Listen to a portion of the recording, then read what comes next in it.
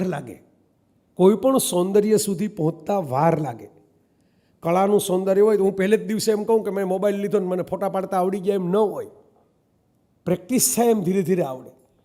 પહેલે દિવસે તો તમને મસાલા ઢોસા ઉતારતાય ન આવડે ને પહેલે દિવસે રોટલી ચોળવતાય ન આવડે, પહેલે દિવસે સાયકલે ન આવડે ને પહેલે દિવસે કારે ન આવડે, પહેલે દિવસે તરવાનું ધુબાકો મારો એ ભેગું ન આવડે. દરેક વસ્તુનું સૌંદર્ય ત્યારે જ ખીલે કે જ્યારે તમે એને સમય આપો.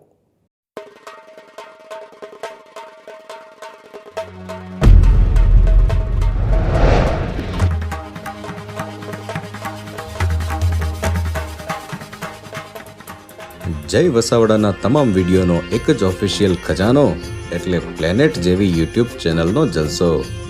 તો જલ્દી લાઈક કરો, સબસ્ક્રાઇબ કરો અને બેલ આઇકન પ્રેસ કરી ઓલ સિલેક્ટ કરો, જેથી તમે જોઈ શકો અમારા વિડીયો સૌથી પહેલાં. નવીનભાઈ માટે એમની વયને કારણે પૂજ્ય ભાવ થાય, પણ એમના સ્વભાવને કારણે પ્રિય ભાવ થાય. એટલે મને તો બહુ ગમતા વ્યક્તિ છે.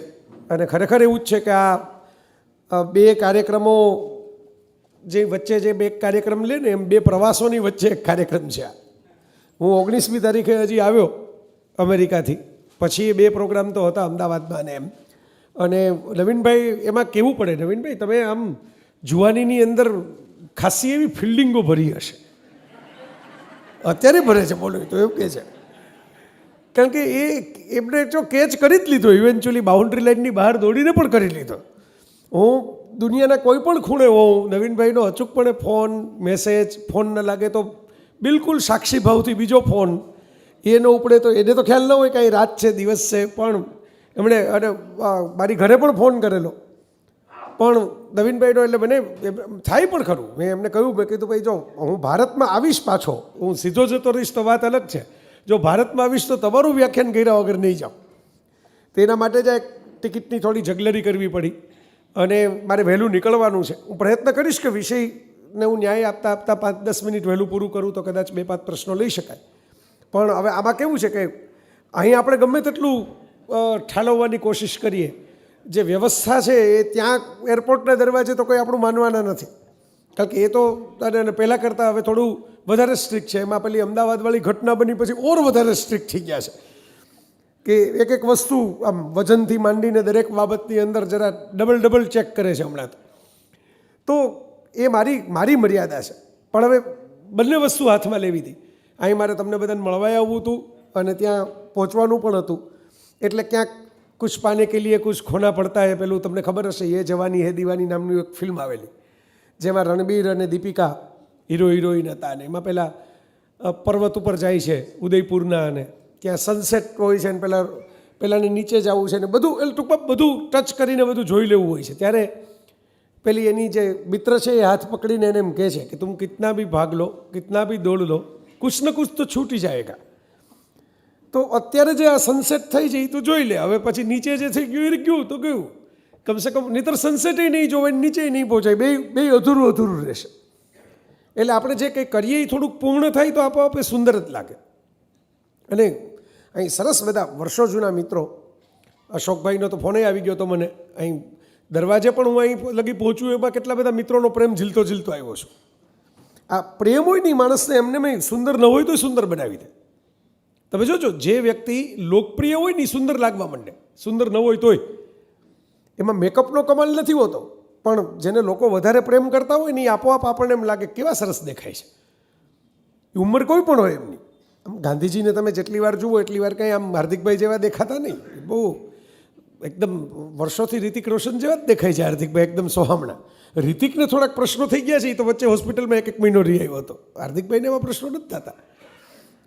પણ એ સૌંદર્ય ઈશ્વરે આપેલું, મા બાપે આપેલું એટલે કે એમના જીન્સને કારણે મળેલું છે, થોડું આપણી સ્વાસ્થ્યને કારણે કેળવેલું. પણ ગાંધીજીમાં તો આવું એક પણ પ્રકારનું સૌંદર્ય નહોતું. કોઈ એવી ચહેરાની નમણાશ નહીં, કોઈ એવો ત્વચાનો રંગ નહીં. એમની તમે જો જૂની ટેપ સાંભળી હોય તો ભાષા પણ એટલી બધી કે આમ પ્રભાવશાળી, કે અવાજ એકદમ ઘેઘૂર, કશું જ નહીં. આમ ફોટો પાડો તો ઓર્ડિનરી સામાન્ય ફોટો આવે, છતાં આખી દુનિયાના ફોટોગ્રાફરો, શ્રેષ્ઠતમ ફોટોગ્રાફરોનો એક ફોટો પાડે તલસતા હોય. કોઈ એમની લાકડીનો ફોટો પાડે, કોઈ એમને ચશ્માનો ફોટો પાડે. એટલે સૌંદર્યની બ્રાન્ડ થઈ ગયા કહેવાય ને. આજે પણ ખાદી માટેની બ્રાન્ડ ગાંધીજી છે, સ્વચ્છ ભારત માટે એમના ચશ્મા છે, એ સિમ્બોલ છે. બહુ રસપ્રદ લાગે એવી વાત છે. જે વ્યક્તિ સુંદર દેખાતા નથી પણ સુંદરતાના પૂજારીઓ કહી શકાય એવા ફિલ્મ મેકરો એમના ઉપર ફિલ્મ બનાવી શકે, એમને ધ્યાનમાં રાખીને મકાનોની ડિઝાઇન બને. અહીં મુંબઈમાં જ કેટલાક ઉત્તમ સુંદર મકાનો જે છે એ ગાંધીને સમર્પિત છે. હું ઉદયનભાઈ, આપણા કવિ છે ઉદયન ઠક્કર, એમની ઘરે ગયો હતો. એમના ઘરની સામે જ મણિમહેલ છે. તો ગાંધીજીને માટે બિરલાઓએ, તાતાઓએ પોતાના ઘર આખા ખુલ્લા મૂકેલા. શું કામ? એમણે પોતાની અંદરની સુભાષભાઈ કંઈક એવી સુંદરતા જગાડીને રાખી કે જેને કારણે દુનિયા આખીની સુંદરતા છે એમના સુધી પહોંચી. એ દેખાવે સુંદર નહોતા, સ્વભાવ પણ આકરો હતો. કસ્તુરબા સાથે માથાકૂટ કરતા ક્યારેક ક્યારેક, પણ એ આકરો સ્વભાવ વ્યક્તિગત કારણોથી નહોતો, સૈદ્ધાંતિક કારણોથી હતો. એટલે આપણે જોયા નથી. મેં તો એક ચિત્ર જોયેલું વર્ષો પહેલાં, જીસસ ક્રાઇસ્ટને કેવા સરસ નમણા અને રૂપાળા અને એકદમ આમ સોફ્ટ ને એવું. આપણા હું જીસસ બોલું એટલે તમારા મગજમાં એવું જ એક ચિત્ર આવે. પણ મેં એક સાયન્ટિફિકલી સ્ટડી કરેલું ચિત્ર જોયેલું કે જીસસ ઇઝરાયલના, કારણ કે એમનો જન્મ તો એશિયામાં થયેલો છે, તો યુરોપમાં ખ્રિસ્તી ધર્મ વેટિકનથી શરૂ થયો, ઇટાલીમાં. એટલે પહેલાં યુરોપિયન ગોરા જીસસ દેખાય છે, ખરેખર રણમાં મોટા થયા છે. તમે વિચાર કરો તો એમની ચામડી થોડીક તાંબાવર્ણી થઈ ગઈ હોય. એ જમાનામાં તો આટલા બધા કંઈ પ્રસાધનો હતાય નહીં. મજૂરી, સુથારી કામ કરતા એમના તો પિતા, એટલે પોતે ઘેટા બકરા ચરાવવા માટે જતા, પિતાને સુથારી કામમાં મદદ કરતા, એટલે મજૂરના દીકરા કહી શકાય એવું હતું. એટલે કંઈ એકદમ વૈભવ વિલાસવાળું જીવન હતું એવું નહોતું. તો કોઈ સાયન્ટિસ્ટે વર્ષો પહેલાં એક ચિત્ર દોરેલું જીસસ ક્રાઇસ્ટનું, તાંબાવર્ણનું, કોપર જેવી સ્કિન. આપણે બધા હોય ને થોડા, આપણે બ્રિટિશ હોય ઘઉંવર્ણા, થોડા ગોરા હોય અને એમાં તડકો ભળે તો તાંબા જેવા લાગે, કોપર સ્કિન. એવી કોપર સ્કિન. હવે અત્યારે જે જીસસના ચહેરામાં એકદમ ટ્રીમ કરેલી જે દાઢી દેખાય છે સરસ મજાની, એવી ટ્રીમર ક્યાં અત્યારે શોધાણા હતા? તો આમ ઉડજુડ ઉગેલી થોડી દાઢી, એવા જ થોડાક. અત્યારે તો આમ સરસ આમ જો જીસસના તો આમ સ્ટ્રેટનરથી કરેલા હોય એવા વાળ લાગે તમને, જે ચિત્રો કે ફોટા જુઓ એમાં. પણ એવું, એટલે એવું ચિત્ર દોરેલું. તો ઘણા લોકોએ કીધું કે આવા ઈસુ ન હોય, ઈસુ તો કેટલા સુંદર દેખાય છે. એટલે પહેલાં એ કીધું કે ભાઈ આ બધું એ જમાનામાં જે લોકો જીવતા, એના જે અશ્મિઓ મળ્યા છે, એના જે કંકાલો મળ્યા છે, એનું બધું ભેગું કરીને અમે નકશો બનાવ્યો કે ત્યારે એ સમયમાં આ વિસ્તારમાં જે પુરુષ હોય એ આ પ્રકારનું મોઢું, આ પ્રકારનું નાક, આ પ્રકારના વાળ એવું ધરાવતા હોય. પણ દુનિયામાં તો ઘણા એમના ભક્તો છે, ઘણા એમના પ્રેમીઓ છે, બધાએ કીધું નહીં, આવા નહીં દેખાતા હોય, બહુ સરસ દેખાતા હશે. આ બહુ સરસ દેખાય નહીં, આપણી જો ભગવાન માટેની પણ કલ્પના છે. મેં એકવાર મારા લેખમાં લખેલું કે હું તો ઘણી વખત બધા જૈન અલગ અલગ તીર્થોમાં જતો હું, તો બધા તીર્થંકરોની સરસ પ્રતિમાઓ આરસ પહાણમાંથી કંડારેલી સરસ શિલ્પીઓએ ખૂબ સરસ કામ કર્યું છે. આપણે ત્યાં મારા તમારા જન્મ પહેલાં થયેલા કામ છે. કેટલા સુંદર, કહું કે શાતા આપે એવી સુંદરતા. તમે જુઓ, કોઈની ફાંદ ન નીકળી ગઈ હોય, કોઈના કૃષ્કાઈ ચહેરા કે હાથ ન હોય, એક સ્મિત, એક ગૌરવ, એક અસ્મિતા તમને એમના ચહેરા ઉપર દેખાય. આભા જેને કહેવાય આપણે, એ દેખાય. શિલ્પી એ કંડારી છે, બરાબર. આપણે કોઈ પણ, તમે રામ વનવાસમાં જાય એટલે કંઈ રામની દાઢી લાંબી થઈ જાય એવું ન હોય. વનવાસવાળા રામે સરસ સોહમણ જ દેખાતા હોય. તમે જુઓ, કૃષ્ણ તો ગોવાળિયાઓ ભેગા ધૂળમાં રમીને મોટા થયા. એના તો કેટલા ગીતો છે. ઘેટા બકરા ગાય ચરાવવા જતા, ગોપાલક. પણ કૃષ્ણ, આમ હું કૃષ્ણ બોલું ત્યાં જ સુંદર સુંદર ચહેરાઓ આપણી નજર સામે આવવા માંડે. કૃષ્ણનો જેને રોલ ભજવવાનો હોય ને સિરિયલમાં, એ સુંદર ચહેરો જ ગોતવો પડે. શ્યામ સુંદર બોલીએ આપણે, પણ શ્યામ કૃષ્ણ આપણે આમ મનમાં વિચારીએ નહીં. કાળીઓ ઠાકર બોલીએ પણ કાળા કૃષ્ણ મનમાં વિચારીએ નહીં. સમજો આ વાત. જ્યાં આપણી શ્રદ્ધા આરોપિત થઈ જાય ને એ વસ્તુ આપોઆપ સુંદર દેખાવા લાગે. જ્યાં આપણો ભાવ અને લાગણી આવે ને ત્યાં સુંદરતા વધી જાય. એટલે હું કહું છું કે જે લોકપ્રિય હોય ને એ તો કાયમ સુંદર જ દેખાવાના હોય. પણ કેમ લોકપ્રિય થવાય? આ પંક્તિ કલાપીએ લખેલી. મૂળ તો એવું કહેવાય છે કે ભાઈ કોઈ શિકારીને એણે પક્ષીનો કોઈ વધ કરતા જોયો અને પછી એમાંથી એને પંખીની ઉપર ફક્ત પથ્થરો ફેંકતા ફેંકી દીધો, એવું એક કાવ્ય સૂજ્યું. પછી આ કાવ્ય એમણે લખ્યું. કે ભાઈ આખી દુનિયામાં એટલું બધું સુંદરતા છે, પણ આ સુંદરતા સીધી તમને મળે એવી અપેક્ષામાં રહી ન શકો. સૌંદર્ય પામતા પહેલાં સૌંદર્ય બનવું પડે. બધાને આમ તમે જુઓ, બધા ઓલા આમ કે ભાઈ સતી સાવિત્રી જેવી સ્ત્રીઓ, શું કામ? કારણ કે હોસ્પિટલમાં ટિફિન લેવા તો આવે. સાવિત્રીનો રોલ શું હતો? સત્યવાન યમરાજ લઈ ગયા તો એ પાછળ પાછળ ગયા અને અંતે યમરાજની પાસેથી પોતાના પતિનો જીવ લઈને પાછા આવ્યા. એટલે દરેક પુરુષને સાવિત્રી જોતી હોય, દરેક પુરુષને સીતા જોતી હોય કે વનમાં ક્યારેક ખોટમોટ જાય, ધંધામાં મૂકી દેવો પડે બંગલો, તો બંગલો મૂકીને ચાલીમાં રહેવા જવાનું હોય તો એ ના ન પાડે કે હવે હું અહીં નહીં આવું, ભેગા આવે. બરાબર? તો આપણા સાહિત્યમાં તો એવા ભજનો રચાણા છે કે તમારે સીતા જોઈએ છે, બહુ સારું, તમારે સાવિત્રી જોઈએ છે, બહુ સારું, પણ તમે શું કામ રામ નથી થતા? તમે શું કામ સત્યવાન નથી થતા? સીતા રામના સ્વભાવને, રામના વ્યક્તિત્વને, રામના પ્રેમને પરણ્યા છે. એટલે સીતા બધાને જોઈએ છે. આ કેવું છે કે ભાઈ બધાને એવું જ છે કે ભાઈ ક્રાંતિ કરી નાખવી છે, બધું સમાજ બદલાવી નાખવો છે, આજે સુભાષબાબુ પેદા કરવા છે, આજે સ્વામી વિવેકાનંદ પેદા કરવા છે, પણ મારા ઘરમાં નહીં. આપણો દીકરો આવીને આવી વાતો કરવા માંડે તો આપણે એમ કહીએ તું પેલા ભણવાન કર. આ બધી ક્યાં માથાકૂટ રાજકારણની સૂચે છે? તો વિચારજો. તો કોઈક કરે તો આપણે જોડાઈ જાય એમાં. આ વિચારવા જેવી વાત છે. આ વિષય મને, મેં તો 3 વિષયો મૂક્યા, પણ નવીનભાઈ તો સાહિત્યના મરમી અને રસિયા માણસ. નવીનભાઈ તમે સુંદર અમને યાદ કર્યા ને નીચે બેઠા બેઠા, મને એ પંક્તિ યાદ આવી ગઈ. પેલી તો ખરી જ, હું માનવી માનવ થાવ તો ઘણું, પણ સુંદરમની એ પ્રકારની, ભલે એકાદ શબ્દની મારી ભૂલ પણ થતી હશે, કારણ કે આ તો એમની વાતમાંથી સ્મરણ આવ્યું મને, કે હું ચાહું છું જગતની સર્વ સુંદરતાને, હું ચાહું છું જગતની સર્વ સુંદરતાને. કવિ એમ કહે છે કે મને તો બધું સુંદર બહુ ગમે, પણ જે અસુંદર છે એને પણ સુંદર બનાવી દઉં ચાહી ચાહીને. તમે એમ કહો કે આ તો આ સુંદર નથી, એ તમને ગમે? તો કે હા, એ ગમે. કેવી રીતે? હું એને પ્રેમ જ એટલો કરીશ કે તમને અસુંદર લાગશે, મને અસુંદર નહીં લાગે, મને તો સુંદર જ લાગશે. અત્યારે જે ઉત્સવ ચાલી રહ્યો છે ગણપતિનો આપણી આસપાસ, નવીનભાઈને ટેન્શન એ જ હોય ગણપતિ ઉત્સવ ચાલે છે ને કેમ તમે પાછું મોડું ન થાય ટ્રાફિકમાં. પણ 1-2 વખત એવું થઈ ચૂક્યું છે ભૂતકાળમાં, એટલે મેં હોમવર્ક પાકું કરેલું છે હવે તો અહીં દાદર સુધી પહોંચવાનું. કારણ કે હવે અહીં આવવાનો મારો અનુભવ 10 ઉપરનો થયો. ધીરે ધીરે કરતાં શરૂઆતમાં આપણે નવા હોઈએ, અજાણ્યા હોઈએ, 1-2 વાર તો ટ્રેનમાં પણ આવેલો છું, પણ હવે ધીરે ધીરે મને ખબર પડી ગઈ કે કઈ શું પ્રિકોશન લેવા પડે અહીં સમયસર આવવા માટે. હા તો કહું છું 10 ઉપર તો થઈ ગયું, મને યાદ છે. હા, પહેલી વખત તમારો ફોન આવ્યો હતો, એટલે એ તો સાલ તો મને યાદ નથી રહી, પણ 1 દશકો વીતી ગયો એ મને પાક્કું યાદ છે. અને નવીનભાઈને યાદ છે 15 વર્ષ છે.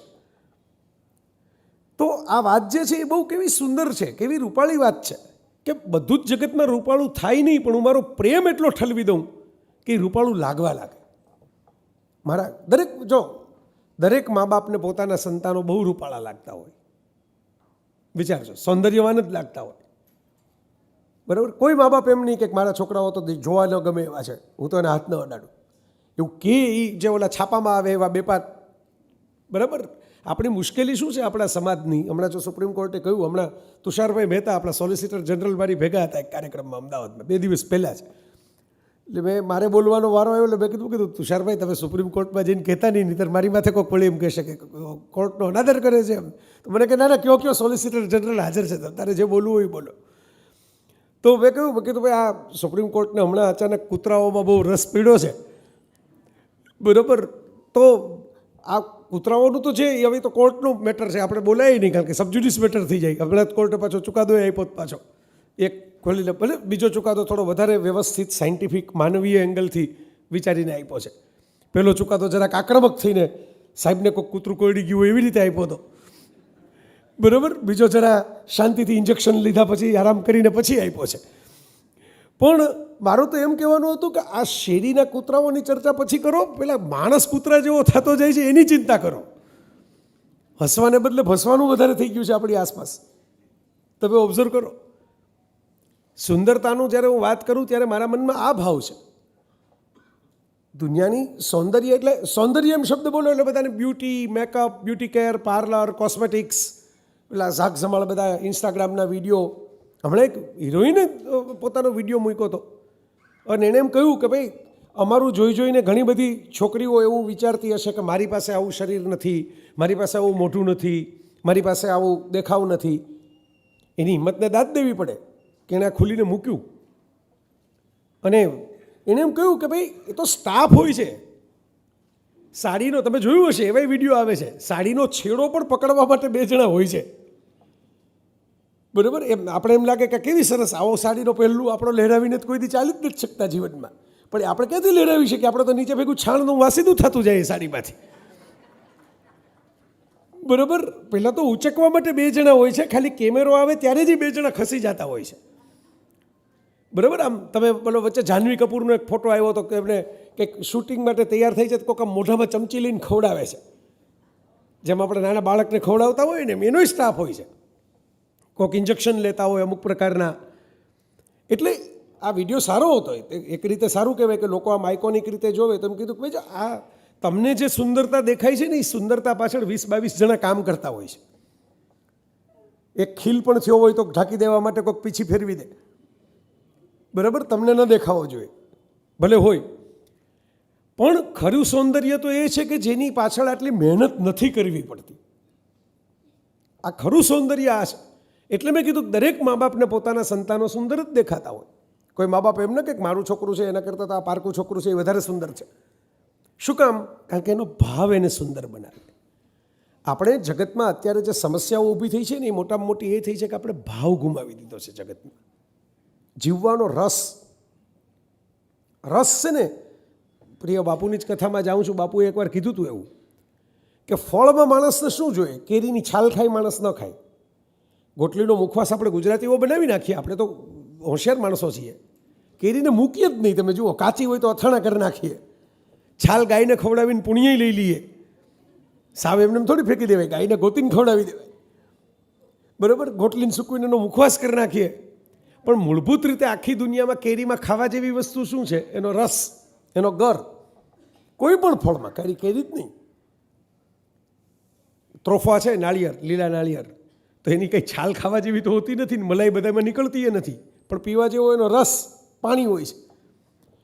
તો ભગવદ્ ગીતામાં કૃષ્ણએ એવું કીધું છે કે જળમાં હું રસ છું. જો હું જળ છું એવું કહી શકત, પણ એમણે હું જળ છું એમ ન કીધું. હું જળનું રસ છું, સૂર્યનું તેજ છું. પ્રકૃતિની વાત કરી છે, પદાર્થની વાત નથી કરી. સમજવા જેવી વાત છે. સૂર્ય પદાર્થ છે, પાણી પદાર્થ છે, પણ પાણીને પાણી શું બનાવે છે? એની સ્નિગ્ધતા, એનો રસ. સૂર્યને સૂર્ય શું બનાવે છે? એનું તેજ. તેજ વગરનો સૂર્ય સૂર્ય નથી. તેજ નીકળે ત્યાં સુધી જ આદિત્ય છે. તો કૃષ્ણ એવું કહે છે ગીતામાં કે હું તેજ છું, હું રસ છું. આ રસ પડવો જોઈએ જીવનમાં આપણે. એ સૌંદર્ય ભાવ. અમે હમણાં નીચે સૌંદર્યની પંક્તિઓ ગુજરાતી સાહિત્યમાં કેવી કેવી લખાણી છે એને યાદ કરતા હતા. એમાં મેં કીધું ઉમાશંકર જોશી આબુ ગયા હતા, મને યાદ છે, મેં વાંચેલું.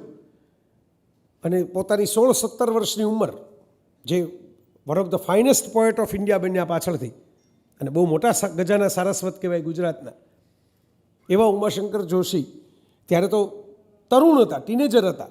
અને આબુ પર્વતનું જે સૌંદર્ય એણે જોયું એ જોઈને એટલા બધા પ્રભાવિત થયા કે એમણે આખું ગીત લખ્યું. એમાં બધું વર્ણન કર્યું કે કેવો સરસ ઝરણા છે, કેવો પહાડ છે, કેવા પંખીઓના ટહુકા છે, કેવું પ્રકૃતિનું વર્ણન, કેવા વૃક્ષો છે. આપણા ઋષિઓએ ઋગ્વેદના પ્રકૃતિના કાવ્યો લખ્યા છે, કોઈ ઈશ્વરનું નામ નથી લીધું. તમે ઋગ્વેદ વાંચો, બધા કહે ને વેદ વાંચો, પણ ખરેખર વાંચો. મેં તો વાંચવાની હિંમત કરી છે. બહુ મોટા મોટા છે. થોડું ન સમજાય એવું પણ ઘણું છે, કારણ કે એ સંદર્ભો આપણી પાસે ન હોય, ભાષા આપણે ભૂલી ગયા હોય. પણ એમાં પ્રકૃતિની જ પૂજા છે, પ્રકૃતિને જ દેવ માનવામાં આવી છે. કુદરત જ આપણો દેવ છે. પવનની પૂજા, પાણીની પૂજા, બરાબર. અને એ પૂજા એટલે એક પ્રકારનું એના સૌંદર્યનું રસપાન. કારણ કે ઋષિઓ જંગલમાં રહેતા મોટા ભાગે, એટલે પ્રકૃતિના ખોળે રહેતા, પ્રકૃતિની નજીક રહેતા. અને એ નેચરની અસર થઈ ને. અત્યારે હમણાં ગુજરાતમાં એક દુર્ઘટના બની કે ભાઈ એક વિદ્યાર્થીએ બીજા વિદ્યાર્થીની હત્યા કરી નાખી. પછી આવી 2-4 બીજી ઘટનાઓ પણ સમાચારોમાં આવી. કોઈ કંઈક શૂટિંગ કરી નાખ્યું પોતાના ટીચર ઉપર, કોઈ કંઈક બીજી મારામારી કરી. તો અમારા એક મિત્ર છે હાર્દિકભાઈ મળ્યા છે ને આપણો પેરિસમાં મોઇન ખાન છે, તેણે ફ્રાન્સની મને વિગત આપી કે ફ્રાન્સમાં જ્યારે થોડું આવું વિદ્યાર્થીઓનો એગ્રેશન ને એવા કિસ્સા આવ્યા ને, તો ત્યાં એવું કરવામાં આવ્યું કે સ્કૂલોની ગ્રીન સ્પેસ અને સ્પોર્ટ્સ એક્ટિવિટી વધારી દો.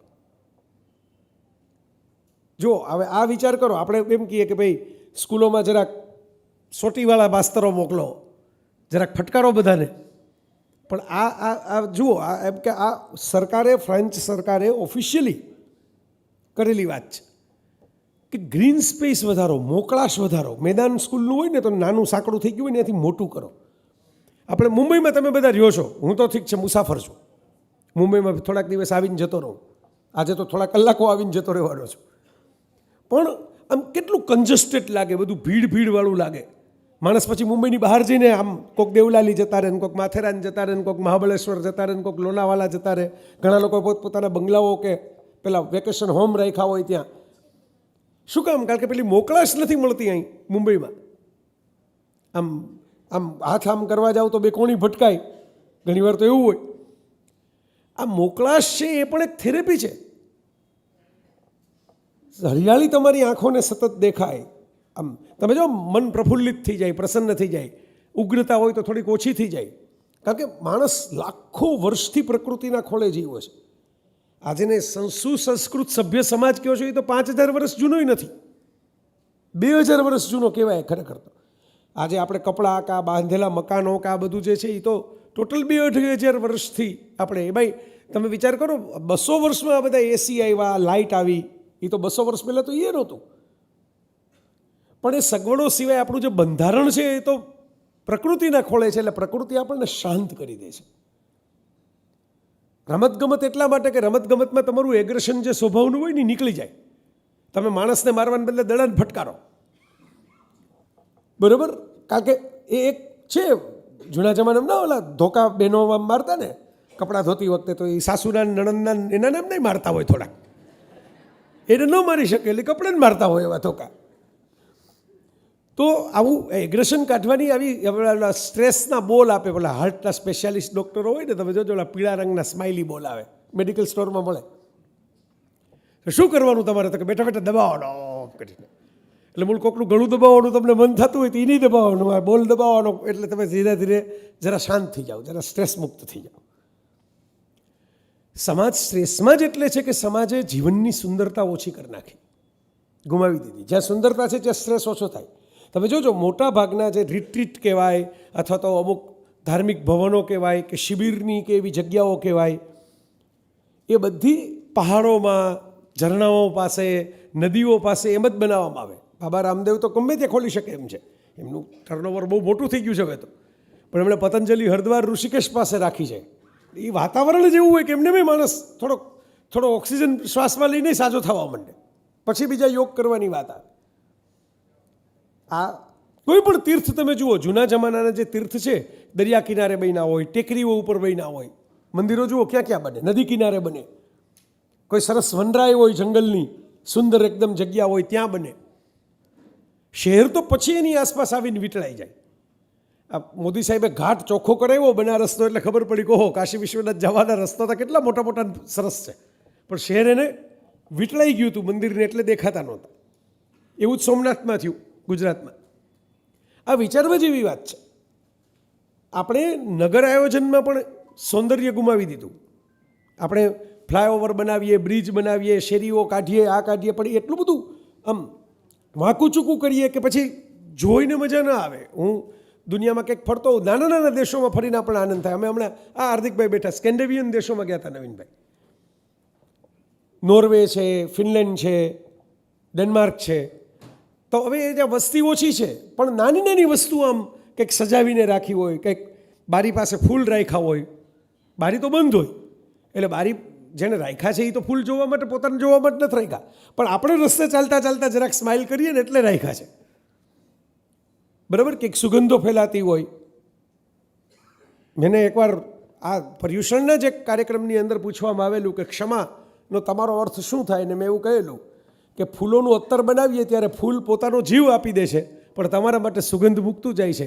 અલ્ટિમેટ ક્ષમા આ કક્ષાની હોય. આપણે મિચ્છામી દુક્કડમના મેસેજ કરીએ એ તો એક વાત થઈ, પણ અલ્ટિમેટ ક્ષમા શું કે હું ખતમ થઈ જાઉં તો તમારી સુગંધ, તમને સુગંધ આપીને ખતમ થાવ. ખતમ થતી વખતે તમને શ્રાપ ના આપું, સુગંધ આપું. આ છે સેક્રિફાઈસ, આ છે ક્ષમા, આ છે ત્યાગ. આનું પણ સૌંદર્ય છે. ત્યાગનું સૌંદર્ય હોય, તપનું સૌંદર્ય હોય. જૈન ધર્મમાં તમારે શીખવાડવું ન પડે તપનું સૌંદર્ય શું હોય. તેજો લેશિયા, ઉત્તમમાં ઉત્તમ લેશિયા, તેજો લેશિયા, સોનેરી પિત્ત વર્ણ સોનેરી જે હોય એવી લેશિયા, સફેદ નહીં અને સોનેરી એની એવી વચ્ચેની એકદમ શુભ્ર લેશિયા, તેજો લેશિયા. એ તપનું સૌંદર્ય છે.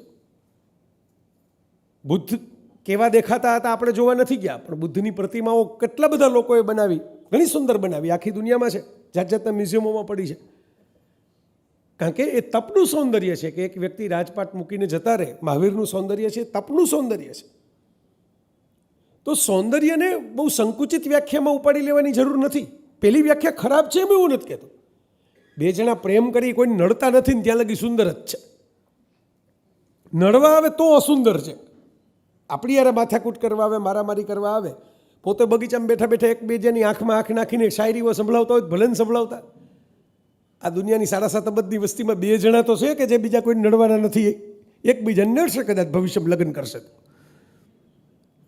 તો. આ હું તો કહું છું કે એનોય સ્વીકાર છે, પણ જે આ સૌંદર્ય દ્રષ્ટિ, એસ્થેટિક સેન્સ તૈયારી કરવી પડે એના માટે. એ જેમ જેમ તે આવતી નથી.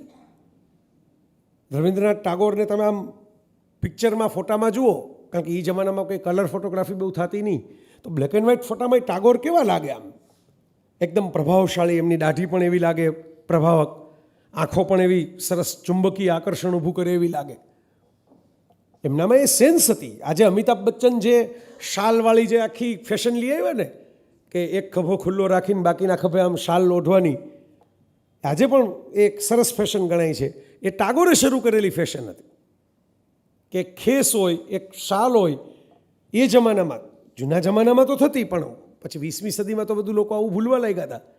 ત્યારે તો બધા અંગ્રેજોનો પ્રભાવ વધારે હતો. આપણે ત્યાં સૂટેટ બુટેટ આવતા, કાં પછી પહેલાં ગ્રામીણ વસ્ત્રોમાં બધા આવતા, જે ગામડાના વસ્ત્રો કહેવાય. એમાં કાં ગાંધીજી જેમ ખાદીના જબ્ભા લેંઘા એવું પહેરીને આવતા. ટાગોરે એ જબ્ભા લેંઘાને પણ સૌંદર્ય આપ્યું. તમે જુઓ, એક નાની શાલ હોય, એની કોર સરસ ભરત ભરેલી હોય, ખાલી એટલી રાખવાની આવી, એ પણ એક ફેશન સ્ટેટમેન્ટ થઈ જાય. જેને આવડે એને આવડે. આજ કેવું છે, આ ગિફ્ટેડ વસ્તુ છે, એની નકલ ન થઈ શકે. એ તમારા વ્યક્તિત્વમાં હોય, તમારી વ્યક્તિત્વમાંથી નીતરતું હોય એ સૌંદર્ય. તો એ રવિન્દ્રનાથના વ્યક્તિત્વમાં હતું, ઓશો રજનીશના વ્યક્તિત્વમાં હતું. રજનીશની સાથે કામ કરી ચૂકેલા એક ગુજરાતી વડીલ મિત્ર અમારા ધીરુદાદા, હવે તો આ દુનિયામાં નથી રહ્યા, એમણે એમ કહેલું કે આજે પણ તમે જોશો ને તો રજનીશના કોઈ, હવે તો પ્રવચનો બધું તો ફેસબુક ઉપર ને ઇન્સ્ટાગ્રામ ઉપર ને એમાંય ઠલવાઈ જાય છે, પણ એમણે જે પુસ્તકો તૈયાર કરાવ્યા હતા એમની હયાતીમાં, એ તમે જુઓ, એકદમ સરસ જેકેટ હોય, પ્રિન્ટિંગ ને પેજની ક્વોલિટી પણ અફલાતું ન હોય, જગ્યા રાખી હોય, એપલના સ્ટોર જેવું બેઝિકલી. તમે એપલનો સ્ટોર જુઓ ને, બરાબર, અહીં મુંબઈમાં છે જ, જોઈ આવજો, તો બીજા સ્ટોર કરતાં એ જુદું જ દેખાય. 8-10 સ્ટોર મોટા મોટા મોલમાં હોય ને બધા બ્રાન્ડેડ જ હોય, બધા ફોરેનના જ હોય, બધા લક્ઝરિયસ જ હોય, એની વચ્ચે તમને એપલ જુદો દેખાય. શું કામ? કારણ કે 2 જ કલરનો ઉપયોગ કરે, black and white, silver white અને બ્લેક, શાઇનિંગ બ્લેક. અને ડિટેલ હોય નહીં, ખાલી એક પેલું સફરજનનો સિમ્બોલ હોય. પછી અંદર તમે જાઓ તો પેલી એકદમ વ્હાઇટ વોલ કોરી હોય, ખુલ્લી. બરાબર, આપણો થોડો, આપણી 2 વસ્તુ છે. એક તો જગ્યાનો અભાવ હોય, એટલે આપણે, મારા ઘરમાં તમે આવો તો આવી જ હાલત છે. કારણ કે કોઈક ચિત્ર ભેટમાં આપે, કોઈક પુસ્તક ભેટમાં આપે, હું પોતે મને ગમતું કોઈ ખરીદી આવું, પછી ઘર કંઈ મોટું થતું નથી ને, ઘર તો એવું ને એવું જ રહે છે. એટલે પછી બધું કોઈક આમ જગ્યા કરીને નાખવું પડે, કોઈક આમ જગ્યા કરીને નાખવું પડે. પણ એસ્થેટિક ડિઝાઇન એવું કહે છે કે થોડું સ્પેસનું સૌંદર્ય આપો. હું જાપાન ગયો તો ત્યારે ખબર પડી કે મોટા મોટા બંગલાઓમાં એક તાટેમી રૂમ રાખવામાં આવે. તાટેમી રૂમ એટલે એક એવો રૂમ કે જેમાં કોઈ ફર્નિચર જ ન હોય, કશું જ નહીં, ઝીરો, ટીવી કે એવું નહીં, મ્યુઝિકની પેલી સિસ્ટમ નહીં. નહીં તો ઘણા એમ કે ભાઈ આ મારું આ રિલેક્સેશનનો રૂમ, પણ એમાં મ્યુઝિક સિસ્ટમ રાખે સાંભળવા માટે. નથિંગનેસ એનું સૌંદર્ય, ખાલીપણનું સૌંદર્ય, કાંઈ કંઈ છે જ નહીં, અહીં બસ બેસવાનું. તમારી જાત સાથે બેસવાનું, તમારી અંદરના અવાજ સાંભળવાના. આ પણ એક પ્રકારનું નાનકડું તપ છે, પણ લોકો એ નથી કરી શકતા. હું જોઉં છું, હું આવી ગયો. આપણે માની લો કે હું એરપોર્ટ ઉપર જાઉં, ધારો કે બોર્ડિંગ હાથમાં આવી ગયું, હજી ફ્લાઇટને ઉપડવાની વાર છે, એટલે આપણે શું કરીએ? ખિસ્સામાંથી મોબાઈલ કાઢીએ. રાતના 2 વાગે ધારો કે 1 વાગે કોઈ મોબાઈલ ઉપર હાજર તો ન હોય વાત કરવા માટે. જોકે અમારે તો એવાય મિત્રો છે કે ત્યારે એ હોય, પણ ન હોય તો આપણે કે ભાઈ આ એક વિડીયો જોઈએ, ઘસીને પછી બીજો વિડીયો. અલાઉદ્દીનના ચિરાગ આવી ગયા બધાના હાથમાં, ઘસો એટલે જીન પ્રગટ થાય. એટલે જીન પ્રગટ થયા જ કરે છે બધાના હાથમાં. તો આપણે કારણ કે શું કામ? કારણ કે આમ ઓલું પોતાની જાત સાથે બેસવું એ કેટલી બધી અઘરી પ્રક્રિયા છે. તો બહુ અઘરું પડે કે મારે અડધી કલાક હું અમુક આ બાપુને જોઉં, એવા અમારા ભાવનગરના મિત્ર છે સુભાષ ભટ્ટ, નવીનભાઈ ઓળખે છે એમને. એવા લોકોને જોઉં કે જે લોકો મોબાઈલ વગર પણ 1 કલાક બેસી શકે, તો મને એમ થાય કે વાહ, આમની પાસેથી આપણે કંઈક શીખવાનું કેળવવા જેવું છે. કારણ કે એ પણ વ્યસ્ત છે, પણ એમની વ્યસ્તતામાં એક આ સુંદરતા ઉમેરાયેલી છે કે ભાઈ મારે બીજી કોઈ ખલેલ જોતી જ નથી. હું મારી જાત સાથે મસ્ત છું. હું ઘણીવાર સોલો ટ્રાવેલિંગ કરું ને ત્યારે મને બધા પૂછે કે તમે એકલા ફરવાનો કંટાળો ન આવે? એટલે હું એમ કહું કે મને મારી જાત એટલી બધી કંઈ નકામી નથી લાગતી. એમ હું મારી કંપનીમાં બેસું તો હું કંઈ એટલો બધો નાલાયક છું કે મારી કંપની મને ગમે નહીં? આ પણ સમજવા જેવી વાત છે. બાહ્ય સુંદરતાને તો આપણે તરત પકડી લઈએ છીએ, પણ આ સ્પેસનું સૌંદર્ય, અવકાશનું સૌંદર્ય, ખાલી જગ્યાનું સૌંદર્ય. તો ઓશો જ્યારે સૌથી પહેલી વખત એમણે એક યુવક ક્રાંતિ દળ યુક્રાંદ બનાવ્યું હતું, અને એના નેજા નીચે એમના 2 પુસ્તકો એમણે છપાવ્યા. સૌથી પહેલાં 2 પુસ્તકો, ક્રાંતિ બીજ અને મિટ્ટી કે દી, એક એવા 2 નામ હતા. બિન બાતી બિન તેલ, 2-3 જે શરૂઆતના પુસ્તકો આવ્યા. જ્યારે શરૂઆતના છપાઈને આવ્યા ને પહેલી નકલ, એમણે આમ જોયું હવે થોડા પૈસા બચાવવા માટે એમ કે થોડું ભેગું છાપો, થોડી શાહી થોડીક નબળી હોય તો ચાલે, કાગળ થોડોક પાતળો હોય તો ચાલે, એવું કે કોઈ પ્રોડક્શન કર્યું હશે. એટલે એમણે આમ જોઈને એમ કીધું કે ભાઈ ગબ્બરસિંહ શોલેમાં જે કહેતો હોલી કબે કબે હોલી, એવું નહીં, પણ એમ કે આપણે એમ કે ક્યારે કંઈક કોઈક નામ લીધું, હું ભૂલી ગયો. એટલે એ આ ઉત્સવમાં આપણે એમ કે આને છાણાને કે લાકડાને વાપરવાને બદલે પુસ્તકોમાં અગ્નિ પ્રગટાવવાનો છે રાતના. એટલે ઓલા બધા તો ચક્કર ખાઈ ગયા, કારણ કે પુસ્તકો તો એમ કે બહુ મોંઘા છે ને આપણે ડોનેશન લીધું હોય કોઈકનું, એના પૈસે છાપ્યા હોય, પછી એને શું જવાબ દેશું ને. એટલે એ વખતે ઓશો રજનીશે એમ કહેલું કે જો આ પુસ્તકો મારા ન હોઈ શકે. મારી પોતાનું એક શૈલી છે, મારી પોતાની એક સ્વભાવ છે. મારું પુસ્તક પણ મારા સ્વભાવનું પ્રતિબિંબ કરે તો લોકો સુધી લાંબો સમય ટકશે. પુસ્તક પ્રકાશકના સ્વભાવનું કે કોઈક દાનેશ્વરી દાતાના સ્વભાવનું જો પ્રતિબિંબિત કરશે તો એ મારું પુસ્તક નહીં ગણે, એનું પુસ્તક ગણાશે.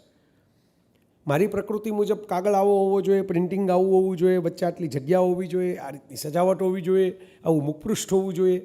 પહેલાં કંઈ પણ સળગાવી તો ન રાખો, આપણે મફત બધાને આપી દઈએ.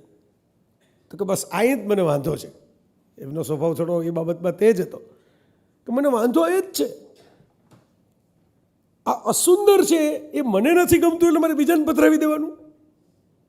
આપણે ન કહીએ કે આ આપણે ખાઈ શકીએ એવો ભાત નથી, તો કે ઓલા કામ કરવાવાળા આવે ને એને પછી પેક કરીને આપી દેજો. પણ આપણે ન ખાઈ શકીએ તો શું કામ ખાઈ શકે? આ તો માણસાઈના નિયમથી વિરુદ્ધની વાત થઈ. જો આપણે એને માણસ કરતા હોય તો આપણે માણસ છીએ, આપણે માણસ તરીકે જે વસ્તુ મોઢામાં નથી મૂકવાના એને શું કામ મોઢામાં મૂકવા માટે આપી દઈએ?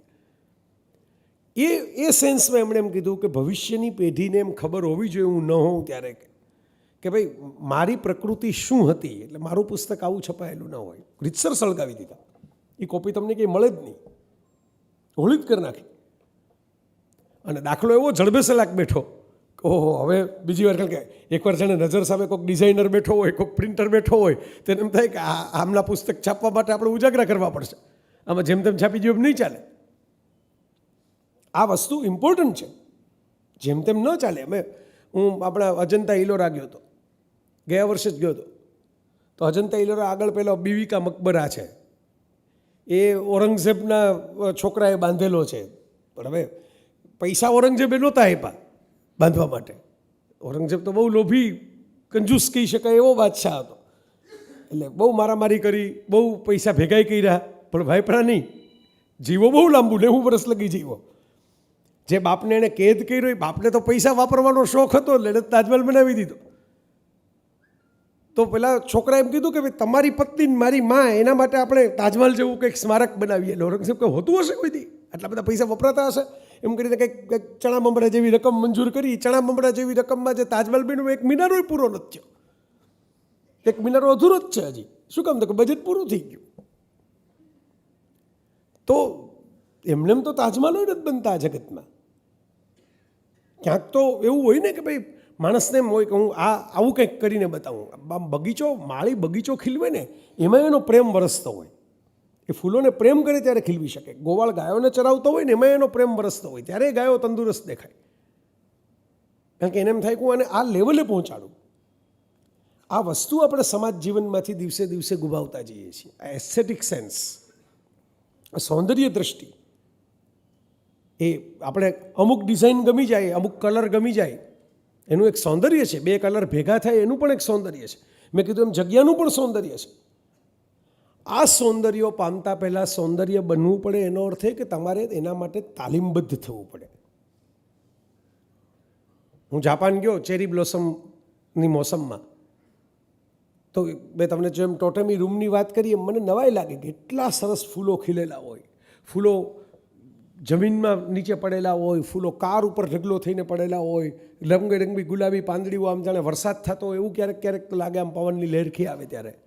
પણ કોઈ એને પકડીને તોડે નહીં. ફોટા બધા પડાવે પણ તોડે નહીં. આપણે એમ કહીએ કે આપણે ત્યાં કેમ આવા ચેરી બ્લોસમના ઝાડ નથી થતા, આપણે ત્યાં એનાથી સરસ ઝાડ થાય છે, એનાથી સરસ ફૂલોવાળા, એનાથી સરસ પાંદડાઓવાળા. પણ આપણે તોડી ફોડી નાખીએ છીએ, એને ખેંચી લઈએ છીએ. બરાબર. હું પરદેશ જાઉં ત્યારે દેખાય કે ભાઈ ક્યાંક નારંગીઓ લટકતી હોય, ક્યાંક સ્ટ્રોબેરીઓ લટકતી હોય, ક્યાંક બદામ લટકતી હોય. તો શું આપણે ત્યાં નથી થતા આ બધા ફળો? થાય છે પણ લટકતા ન રહી શકે. કેરી એ લટકતી ન રહી શકે કારણ કે રસ્તે પસાર થતા લોકો જ ઉપાડીને લઈ જાય. અને એક કેરી તોડતી વખતે આજુબાજુના 5 પાંદડાએ તોડી લે, એકાદ ડાળીએ તોડી લે. એટલે વૃક્ષ છે એ તમને કેવું વિચિત્ર લાગે પછી બધા લોકો જેમાંથી કેરી ખેંચી ગયા હોય. પ્રકૃતિની આ મજા છે કે ભાઈ પ્રકૃતિ તો પોતે જે ખેદાન બેદાન કરે છે ને પાછું નવેસરથી નવસર્જન કરી શકે છે, માણસ નથી કરી શકતો. એટલે આ સૌંદર્યનો જો વિષય છે એ ઘણીવાર એવું હોય. એટલે ઓશોને યાદ કર્યા, ઓશોએ જ કહેલી વાત છે કે કોઈ બેન એમની પાસે આવ્યા ને એમણે એમ કીધું કે ભાઈ आपने कल अपने संवाद में ऐसा बोला था कि आदमी को अहंकार नहीं करना चाहिए, अहंकार से मुक्ति वही ईश्वर की प्राप्ति है. तो मुझे हर बार मैं आईने में देखती हूँ तो मुझे लगता है कि मैं बहुत खूबसूरत हूँ, तो इस अहंकार का मैं कैसे त्याग करूँ. એટલે મેં કીધું રજનીશ રમૂજી હતા થોડા, એટલે એમણે હળવાકથી કીધું કે अहंकार के त्याग के बारे में बाद में बात करेंगे, लेकिन आपको जो है वो तो गलत फहमी है, उसके बारे में मैं कुछ नहीं कह सकता. उसका त्याग कैसे होगा? अहंकार के त्याग के बारे में हम बात कर रहे हैं, गलत फहमी का त्याग कैसे होगा? बराबर. मैंने हमारा एक डर्मेटोलॉजिस्ट, મારા જે મિત્ર છે ડૉક્ટર, એમના વાઇફ ડર્મેટોલોજીસ્ટ છે. એટલે હસતા હસતા એમ કહેતા હોય કે ભાઈ બહેનોનું વજન છે ને ક્યારેક 1-1.5 કિલો તો મેકઅપને કારણે વધી જતું હોય. નવરાત્રિ વખતે એની વખતે એટલા બધા મેકઅપ કરે ને, એટલો બધો બધું શણગાર કરે ને, આમ વધારાના વાળે નાખે ને, એ બધું તો મને પછી ખબર પડી કે નખે બધા બીજા આવે ને, વાળે બીજા આવે ને, મને તો ખબર નહોતી. આવે તો સામાન્ય જ્ઞાનમાં વધારો થયો મારા કે આ રાત ઘરે આવો તો વજન ઘટી જાય, કારણ કે વાળ નીકળી જાય, નખ નીકળી જાય, અમુક ઘરેણાં નીકળી જાય, મેકઅપ નીકળી જાય. તો આ જે છે એ કૃત્રિમ સૌંદર્ય છે. સૌંદર્ય પામતા પહેલાં સૌંદર્ય બનવું પડે વાળી વાત છે ને, એ તપસ્યાની વાત છે. આપણા સમાજમાં આટલા બધા બળાત્કારો થાય છે, આટલી બધી હિંસક પરપીડન વૃત્તિ થાય છે. જેને સૌંદર્ય ગમતું હોય, હું ઘણીવાર કહું, ધારો કે તમે પુરુષ છો ને તમને સ્ત્રીનું સૌંદર્ય ગમે છે, 3 રિસ્પોન્સ હોય બ્યુટીના. First response is animal response. પશુને જે વસ્તુ ગમે એને ફાડી ખાવી હોય, આ એનિમલ રિસ્પોન્સ છે. બરાબર. તરાપ, એને ખબર નથી કે આ ખેદાન મેદાન થઈ જાય છે. ઘરમાં એક બિલાડી ઠેકડા મારે છે, તો એને ખબર એક કબૂતર આવી ગયું છે, 2 કાચના વાસણ તોડી નાખે છે, એને ખબર નથી કે કાચનું વાસણ તોડી નાખ્યું છે. એનિમલ રિસ્પોન્સ છે, એને આમથી આમ ભાગવું હોય. કોઈ સૌંદર્ય જોઈને તમને એના ઉપર તરાપ મારવાનું મન થાય, આક્રમણ કરવાનું મન થાય, એને વીખી નાખવાનું મન થાય, એને ઉપાડી જવાનું મન થાય. આ એનિમલ રિસ્પોન્સ છે, આ પશુનો રિસ્પોન્સ છે. જો એમાં સૌંદર્ય ક્યાં છે એની જગ્યાએ રાખો, તમે ક્યાં છો એ મહત્ત્વનું છે. આમાં આપણું ચરિત્ર શું છે, આપણો સ્વભાવ શું છે એ પ્રકૃતિ નક્કી. એ તો સૌંદર્ય ગમાડવું જ નહીં, સૌંદર્ય જોવું જ નહીં. ના, હું તો સંસારી છું. આ બ્લુ રંગના ટી શર્ટ પહેરીને તમારી સામે આવ્યો છું તો થોડો કોક નાના આંખે પાટા બાંધી દો ગાંધારીની જેમ.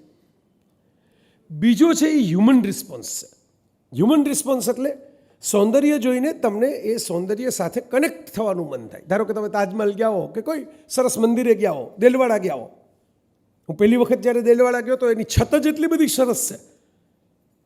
લોક એન્ડ કી સિસ્ટમવાળીની જમાનામાં કેવી રીતે બનાવી હશે આ. તો ત્યારે ઓલા મોબાઈલમાં કેમેરા નહોતા, પેલા રોલવાળા ફોટોગ્રાફ હતા. તો એનું રેશનિંગ કરીને લોકો વાપરતા ફરવા જાય ત્યારે. 36 ફોટાનો રોલ હોય, એમાં ઘડીએ ઘડીએ ફોટા પાડો તો પૂરું થઈ જાય રોલ અડધે દિવસમાં. એટલે આમ કે 2 ફોટા એકદમ લોકેશન ગોતીને એક સાથે 2-3 જણા ગોઠવાઈ જાય ફોટામાં, એમ ફોટા પાડવા આવતા. પણ મેં લગભગ 12-13 ફોટા તો ખાલી છતના લીધા. આમ સૂઈને લીધા, ને આમ લીધા, ને ઊંધા જતા થઈને લીધા. કોકે ના પાડી ત્યાં સુધી લીધા, મને યાદ છે. બરાબર. હવે આ હ્યુમન રિસ્પોન્સ છે. હું એને નુકસાન નથી કરતો, હું એને છીનવી નથી લેતો. હું એમ નથી કહેતો કે કબજે કરી લ્યો, તોડી નાખો આને. અને જે એક જમાનામાં આપણે ત્યાં એવા આક્રાંતા રાજાઓ આવ્યા, મુસ્લિમ અમુક ખિલજીના અંતેની બધા, કે ભાઈ ઓલું તોડી નાખો ને એને જડાવી દો મારી જગ્યાએ. નહીં, એ રિસ્પોન્સ નથી. આ એ રિસ્પોન્સ છે કે ભાઈ મને બહુ ગમે છે તો હું એને કનેક્ટ થવાની, મને મારી પાસે હોય એવી કોશિશ કરું. ફોટોગ્રાફના સ્વરૂપે સાચવું. કોઈ વ્યક્તિ એટલી સુંદર લાગે તેની પાસે જઈને આપણે એમ કહીએ કે તમે કોણ છો, તમારું નામ શું છે. બરાબર. આ હ્યુમન રિસ્પોન્સ છે. આ માનવીય અભિગમ છે કે માણસને આવું થાય. ભલે પશુને આવું ન થાય, પશુને ખેદાન મેદાન કરવાનું મન થાય, થોડુંક વિખેરી નાખવાનું મન થાય. માણસને સાચવવાનું મન થાય, એની સાથે રહેવાનું મન થાય, એની યાદ સાચવવાનું મન થાય, ને પકડવાનું. આપણે ન અમુક વખત ઓલો મેઇન મેળો હોય, જૂના જમાનાના મેળા, હવે તો એ મેળા બધા જતા રહ્યા. કે ઓલા ત્યારે તો કાર આવી રીતે દેખાતી નહીં બધી રોડ ઉપર, તો કારના ઓલા પૂઠાવાળા મોડલ આવે, એમાં જ અમે તો બેઠા હોય એવો ફોટો પડાવવાનો. આજથી 40-50 વર્ષ પહેલાં આવું આવતું. જીપમાં બેઠા હો ને કારમાં બેઠા હો ને એવા ફોટા પડતા લાકડાના મોડલમાં. મને ગમે છે કારનું સૌંદર્ય, પણ હવે મારી પાસે પૈસા છે ને હું કાર ખરીદી શકું તો બેસી તો જાઉં એક વખત, એમ આટો તો મારી આવું. ઘણા ઓલા ઉબરમાં પસંદ કરે એમ કે આમાં છે ને મર્સિડીઝ આવવાની છે, એટલે ભલે 200 રૂપિયા વધારે એકવાર મર્સિડીઝમાં તો બેસીએ. આ હ્યુમન રિસ્પોન્સ છે સૌંદર્ય માટે. ડિવાઇન રિસ્પોન્સ એ છે કે સૌંદર્ય તો સૌંદર્યની જગ્યાએ હોય, પણ એ સૌંદર્ય જોઈને તમારી અંદર ભાવ પ્રગટે અને એમાંથી નવું સૌંદર્ય તમે રચી શકો. હું તમને એક ઉદાહરણ આપું. આપ ઉભાશંકર જે હું યાદ કરતો તો એમણે આબુ ગયા અને બધી પ્રકૃતિ જોઈ અને કવિતા લખી. એની છેલ્લી પંક્તિ વિશ્વવિખ્યાત બની ગઈ. સૌંદર્યો પી ઉર ઝરણ ગાશે આપ મેળે. હમણાં અમેરિકામાં રામભાઈ ગઢવી નામના એક આપણા ગુજરાતી સાહિત્યના મોટા, નવીનભાઈ તમારી જ ઉંમરના હશે લગભગ, મોટા ગજાના વિદ્વાન છે. એમણે મને આ પંક્તિ ઉપર બોલવાનું કહ્યું હતું. સૌંદર્યો પી, સાહિત્યના એંગલથી, એમાં સાહિત્યનો કાર્યક્રમ હતો. સૌંદર્યો પી ઉર ઝરણ, છાતીમાંથી નીકળેલું ઝરણ એટલે લાગણી, ગાશે આપ મેળે. તમે સતત સુંદર જગ્યાએ રહ્યો, સુંદર સુગંધો સાથે રહ્યો, સુંદર સ્વાદ સાથે રહ્યો, સુંદર સંગીત સાથે રહ્યો, સુંદર વ્યક્તિઓ સાથે રહ્યો, તમારામાં પણ સુંદરતા નિખરી જાય. એને જોઈને, એની સાથે રહીને. તો આ એક લેવલ છે, ડિવાઇન લેવલ. ડિવાઇન લેવલ એ કે તમે જુઓ અને તમે પ્રેરિત થઈ જાઓ કે ઓહો, આવું કંઈક આપણા જીવનમાં હોવું જોઈએ. આવું કંઈક તમને કવિતાઓ સૂજે એ જોઈને, તમને કોઈ વાત સૂજે, કોઈ કથા સૂજે, કોઈ સરસ સંગીત સૂજે.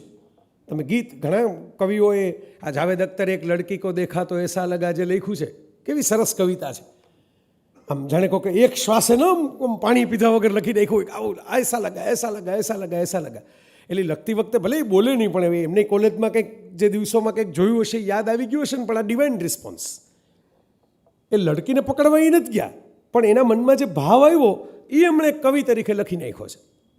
આ ડિવાઇન રિસ્પોન્સ કહું છું કે તમે એની કવિતા શિલ્પકૃતિ રચો, સરસ મજાની આકૃતિઓ બનાવો, એના આધારે તમારા ગીતો રચો. મને યાદ છે યાનીની કોન્સર્ટ હતી પહેલી વખત અહીં ભારતમાં.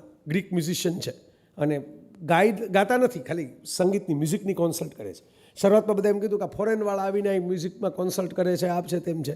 પણ પછી બધા સાંભળવા ગયા. આ તો પિક્ચરમાં જોવા મળે એવા સીન રિયાલિટીમાં થયા. જે લોકો વિરોધ કરવા ગયા હતા એ સાંભળવા બેસી ગયા. સંગીતનો જાદુ એવો છવાઈ ગયો. મને બરાબર યાદ છે, હું ત્યારે કોલેજમાં ભણતો હતો, કે અમુક લોકો વિરોધ કરવા ગયા કે આવા પશ્ચિમી સંગીતકારો આપણે ત્યાં. એમને એમ હતું કે ઓલા માઇકલ જેક્સનની જેમ ઠેકડા મારી મારીને નાચવાવાળા સંગીતકાર છે. આમણે જે સંગીત વગાડ્યું તો એ લોકોએ બહાર નીકળીને એમ કીધું કે અમે તો ભાઈ ભૂલી ગયા છે કે કરવા એવા થાય, હવે ત્યાં સંગીતમાં બેસી ગયા.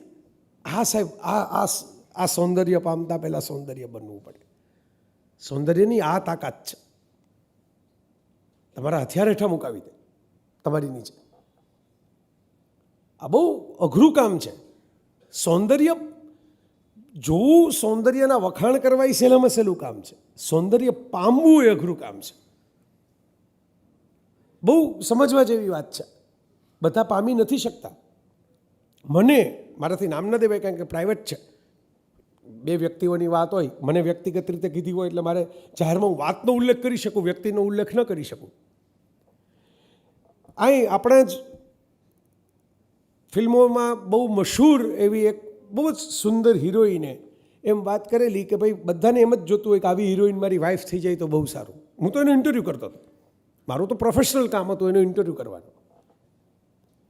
પણ એ કે મારા હસબન્ડે જે એમ કે લોકોને થાય કે પછી બધા એમ કે આ આટલી જ સુંદર હિરોઈન એમ કે આને શું પરણી હશે. મારા હસબન્ડ ફિલ્મ લાઇનમાં નથી, નોન ફિલ્મી છે.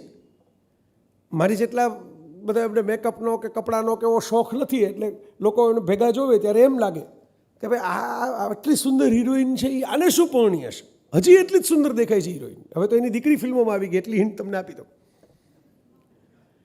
બરાબર. તો એણે એમ કીધું કે ભાઈ મેં આ હસબન્ડ એટલા માટે પસંદ કર્યા છે કે ભાઈ એક તો એની નજરમાં હું સુંદર છું, પણ હું જ સુંદર છું, બીજા એને સુંદર નથી લાગતા. કારણ કે બીજાને તો બીજા સુંદર લાગતા હોય છે, હું સુંદર લાગુ એની સાથે. નંબર એક. બીજી જે એણે વાત કરી બહુ અદ્ભુત વાત કરી. આ સમજવા જેવી વાત છે, આ દુનિયાવી વાત છે પણ સમજવા જેવી છે. એણે એમ કહ્યું હતું કે એ ઇન્સિક્યોર નથી મારી સુંદરતાથી. એ પોતે કોન્ફિડન્ટ છે કે ભાઈ આ વ્યક્તિ મને પ્રેમ કરે છે ને મારી સાથે જીવન વિતાવે છે. બધાને સુંદર પત્નીઓ જોતી હોય છે, પણ સુંદર પત્નીઓને જીરવવાના કલેજા બધાના હોતા નથી. આવું આ એને હિન્દીમાં કીધું હતું, હું તમને ગુજરાતી કરીને કહું છું. આ બધું સુંદર પત્નીઓ, આ કલેજા બલેજા શબ્દ એમાં નહોતો હોય, આ તો ગુજરાતીમાં હું લઈ આવ્યો છું તો આપણને સમજાય. એટલે બહુ સાચી વાત હતી ને. વાયસા વર્ષા સુંદર પતિઓ જીરવવાને કલેજા ઘણા નહીં હોય. બરાબર. કે કલેજા મીન્સ કે તમે એ લઈ આવવું તો સહેલું છે, પછી મેન્ટેન કેમ કરશો. કોઈકની સાથે વાત કરે તમને એમ થશે કે હે આની સાથે વાત કરે છે, આની સાથે વાત કરે છે, આપણે તો આટલા સુંદર છીએ નહીં, આપણે તો આટલા સુંદર છીએ નહીં, આ વધારે સુંદર દેખાય છે, એની સાથે જતા રહેશે તો એ ઇન્સિક્યુરિટી કોન્ફિડન્સ તોડી નાખે તમારો. પુરુષ ત્યારે જ લાગે કે જ્યારે એકમાં કોન્ફિડન્સ હોય. કોન્ફિડન્સ જ ન હોય તો પછી એ પુરુષ લાગે નહીં. અને સ્ત્રીઓ એ પકડી લેતી હોય છે કે આ બરાબર છે, આમને જરાક ગડબડ છે મગજમાં. તો આ વસ્તુ એટલા માટે કહું છું કે તમારે એણે કહેલું, આ તો સાવ દુન્યવી વાત છે. મેં તમને કીધું આધ્યાત્મિક નથી, દાર્શનિક નથી, પણ દુન્યવી વાત છે કે તમારે જો સુંદર સ્ત્રી જોતી હોય ઘરમાં, તો તમારે પહેલાં મજબૂત મનના માણસ થવું પડે. તમે જ કાચા મનના હો તો તમારાથી સુંદર સ્ત્રી તમારા ઘરમાં જીરવાય નહીં, અને વાયસા વર્ષા મેં કીધું એમ સુંદર પુરુષ જીરવાય નહીં. આ દાંપત્યને લગતી વાત થઈ. તો હું જે ડિવાઇન રિસ્પોન્સ, હમણાં તો એક નવો ટ્રેન્ડ ચાલ્યો, ડેટિંગનો ટ્રેન્ડ છે, શ્રેકિંગ. એક શ્રેક નામનું એનિમેશન પિક્ચર હતું જેમાં એક રાજકુમારી છે, એ બહુ આમ ચહેરાથી સારો ન દેખાતો એવા વ્યક્તિને પરણી જાય છે. શ્રેકિંગ એટલે જાણી જોઈને એવા વ્યક્તિને પરણવાનું કે જે બહુ દેખાવમાં ઠેકાણા વગરના હોય. શું કામ? તો કે એ આપણે મૂકીને કંઈ જાય જ નહીં ને પછી. બરાબર. તો આ આવું હોતું નથી. આ તો હમણાં ગતકડાઓ કરવા માટે છે ને લોકો નવરા જ હોય છે. દર 3-4 મહિના આવે ને ક્યારે ભૂલાઈ જાય તમને ખબર જ ન પડે. વચ્ચે ઓલું જીબલીના નહોતા પેલા આર્ટ ચાલ્યા, અઠવાડિયામાં ગાયબ થઈ ગયા, હવા ઉડી ગઈ એમ. તો આ મારે તમારે જે જ્યાં સુધી પહોંચાડવા છે, બે નાની વાત કરું તમને એ સમજાવવા માટે. બધાને એમ થાય છે કે મારી પાસે આ જોઈએ. મને ઘણા હમણાં કે તમે વજન સારું ઘટાડ્યું, હો સારું ઘટાડ્યું, બરાબર બરાબર છે, સારું ઘટાડ્યું. મેં મોટાભાગે તો જૈન ધર્મના જ સિદ્ધાંતોનું પાલન કરીને ઘટાડી નાખ્યું છે, બરાબર. કે રાત્રે બહુ ખાવું નહીં, સાવ ન ખાઈ શકાય એટલું તપ ન થાય તો કાંઈ વાંધો નહીં, બહુ ન ખાવું, અથવા તો ખાવું તો ભારેખમ ન ખાવું, હેવી ફૂડ ન લેવું, બને ત્યાં લગી શક્ય એટલું ઉણોદરી વ્રત રાખવું. એટલે ભાવતી વસ્તુ ખાવી, સરસ ખાવી, પણ પહેલાં દાખલા તરીકે આખો પિઝા દાબી જતા હોય તો હવે 2 સ્લાઇસ ખાઈને મૂકી દેવો. સ્વાદ લેવાનો પણ પૂરેપૂરું ઠાંસીને નહીં લેવાનો, કારણ કે પછી 2 સ્લાઇસ તો આપણું શરીર પચાવી નાખે છે, બાકીની 4 સ્લાઇસ આ જ હોય છે. તો આવા નાના નાના ફેરફારો, મેં કીધું ને અડધા જૈન ધર્મના સિદ્ધાંતો છે કે લાંબા સમય સુધી ઇન્ટરમિટન્ટ ફાસ્ટિંગ શું છે, બરાબર છે, બહુ ટ્રેન્ડમાં છે. મને એનો ફાયદો થયો કે અમુક કલાકો સુધી ખાવું નહીં. બીજા શબ્દોમાં કહું તો ભૂખ લાગે ત્યારે ખાવું, કારણ કે ભૂખ લાગે ત્યારે તમારું બાકીનું ખાવાનું પચી ગયું હોય. ખાલી ઘડિયાળ જોઈને ખાવાનો બેસી જવું કે હવે તો આટલા વાગી ગયા, મારે ખાવું જ પડશે, ઉઠ્યો એટલે મારે ખાવું જ પડશે. તો આ નાનકડી વાત, તો મારે મહેનત કરવી પડે ને. એક રાતમાં મને રિઝલ્ટ ન મળે. હું આ મહેનતની શરૂઆત કરું, સવારે અરીસા સામે જઈને ઊભું રહું, કાં કંઈ ફેર નથી પડતો. આપણે હતા રહેવા એવા પાછા થઈ જાય, પાછું જે ખાવાનું હોય ખાવા માંડો. બધું વાર લાગે, કોઈ પણ સૌંદર્ય સુધી પહોંચતા વાર લાગે. કળાનું સૌંદર્ય હોય તો હું પહેલે જ દિવસે એમ કહું કે મેં મોબાઈલ લીધો ને મને ફોટા પાડતા આવડી ગયા, એમ ન હોય. પ્રેક્ટિસ થાય એમ ધીરે ધીરે આવડે. પહેલે દિવસે તો તમને મસાલા ઢોસા ઉતારતાય ન આવડે ને, પહેલે દિવસે રોટલી ચોળવતાય ન આવડે, પહેલે દિવસે સાયકલે ન આવડે ને, પહેલે દિવસે કારે ન આવડે, પહેલે દિવસે તરવાનું ધુબાકો મારો એ ભેગું ન આવડે. દરેક વસ્તુનું સૌંદર્ય ત્યારે જ ખીલે કે જ્યારે તમે એને સમય આપો. તપાવવું પડે તમારે. માટલાનું એ સૌંદર્ય ત્યારે આવે કે જ્યારે નિંભાળામાં આગ લાગે ને, આગમાં તપે, એને કુંભારનો હાથ ચાકડે ફેરવે. કોઈ પ્રતિમાનું સૌંદર્ય પણ ત્યારે હોય જ્યારે શિલ્પી એને રોજે રોજ ધીમે ધીમે ધીમે ધીમે કરીને ઘડે, એ કપાય, એ તૂટે, એમાંથી કણો ખરે. બધાને સુંદર થઈ જવું છે પોતપોતાની. સુંદર એટલે હું ફિઝિકલ સુંદર, એપિરિયન્સી સુંદરતાની વાત નથી કરતો કે ભાઈ હું તો બેસ્ટ ટેલેન્ટેડ, હું મોટો આર્ટિસ્ટ છું, બધાને ગાવું છે, બધાને નાચવું છે, બધાને કવિતાઓ લખવી છે. પણ એના માટે તમારે જે તપસ્યા કરવી પડે, જે કવિતા લખવી હોય તો પહેલાં 100 કવિતા વાંચવી પડે, એ તો તમે કરી નથી. પેલા સ્ટડીવાળી, જેમના નામના વાયોલિનની કંપની છે આખી, સ્ટડીવાળી વાયોલિન્સ, એ માસ્ટર સ્ટડીવાળી જ્યારે સંગીત વગાડતા હતા ત્યારે એક ભાઈ કોન્સર્ટમાં બેસીને આમ તલ્લીન થઈ ગયા ને ગદગદ થઈ ગયા ને ઠેકડો મારીને પહોંચી ગયા સ્ટેજ ઉપર કે તમારા જેવું આવું વગાડતા આવડે ને તો હું મારી જિંદગી કાઢીને આપી દઉં. એટલે માસ્ટરે એમ કીધું કે ભાઈ મેં તો આપી જ દીધી છે, તમે તો ભાવાવેશમાં એમ કહો છો કે હું જિંદગી આપી દઉં. મેં મારી જિંદગી આપી દીધી. ઘરમાં શું ચાલે છે, જીવનમાં શું ચાલે છે, તબિયતનો કંઈ વિચાર કર્યા વગર બીજી કોઈ વિચાર કર્યો કે હું સમર્પિત થઈ ગયો સંગીતની, એટલે તમારી ઉપર આટલી અસર થાય છે આ સંગીતની. આ વાત છે કે ભાઈ આપણે કોઈ પણ ક્ષેત્રના માસ્ટર બનવું હોય તો તમારે સમય આપવો પડે, વિચાર કરો, તમારે મહેનત કરવી પડે, પરસેવો પાડવો પડે. તો તમારી પેલી કદાચ ફિઝિકલ સુંદરતા ઓછી થશે, એમાં 10 વર્ષે તમે પહેલાં જેવા નહીં દેખાતા હો, પણ તમારા જે સર્જનની સુંદરતા છે એ અનેક ગણી મોટી થઈ જશે, એની હાઇટ વધી જશે. આ આપણી તૈયારી નથી હોતી. એટલે બે કિસ્સાઓ કહું છું ને હું. એક ઓસ્કાર શિન્ડલર મોટો ઉદ્યોગપતિ હતો, હિટલરનો સાગરીત, યહૂદી, અને એના ઉપરથી તો પિક્ચર બની છે શિન્ડલર્સ લિસ્ટ. હવે પોતે પોતાના ફેક્ટરીની અંદર અલગ અલગ યહૂદી લોકોને, ખાસ કરીને સ્ત્રીઓને અને બાળકોને, કારણ કે મજૂરી કામ ઘણું બધું કરી શકે, એ બધાને રાખતો અને હિટલર કોન્સન્ટ્રેશન કેમ્પમાં એ બધાને મારી નાખે. એ વખતે એને એક સુંદર સ્ત્રી દેખાણી. આ મુદ્દા ઉપર તો પિક્ચર બન્યું, આ બનેલી ઘટના, સત્ય ઘટના. ફિલ્મ બની ગઈ એટલે ફિલ્મી ઘટના નથી. આજે પણ એની કબર છે, અને એક જર્મનની કબર ઉપર યહૂદીઓ મીણબત્તીઓ પેટાવવા જાય છે.